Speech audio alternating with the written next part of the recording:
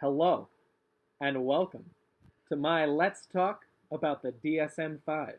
I'm your host, Jacob Batty. This is my guest, Logan Warner. Logan Curtis Warner? Logan Curtis Warner. Now, the DSM-5 is the psychological Bible of diagnosing mental disorders. But let's hold on for a second and define some of the stuff we're going to talk about before we move forward in our Let's Talk. Here's Logan to ask some simple questions that I'll answer to explain the topic. What does the DSM-5 stand for? Excellent question, Logan. Well, you see, the DSM-5 stands for the Diagnostic and Statistical Manual, 5th edition. Yeah. This is the book that modern psychologists, like myself, work and use to define the mental disorders that the psychological community works with. Wow, that sounds important.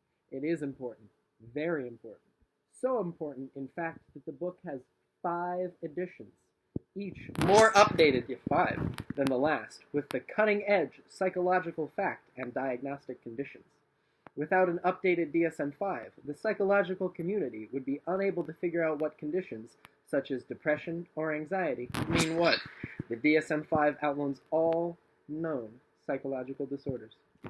How did they update it? Another excellent question, Logan. You see, the DSM-5 doesn't actually receive consistent updates in the day-to-day, unless a long process occurs, which wastes a lot of time, considering that because psychology is such a new science, it changes constantly. Wow, that's not good. You're right, Logan. It isn't good. That's why I'm asking for the DSM-5 to be more easily updatable on the whole. Doesn't that seem like a better idea? Yeah. If the DSM-5 was able to be easily updated and changed by the psychological community, then we could stay on top of the changing field of psychology and more accurately diagnose disorders. Thank you. This has been Jacob Batty and Logan Curtis Warner with a Let's Talk about the DSM-5.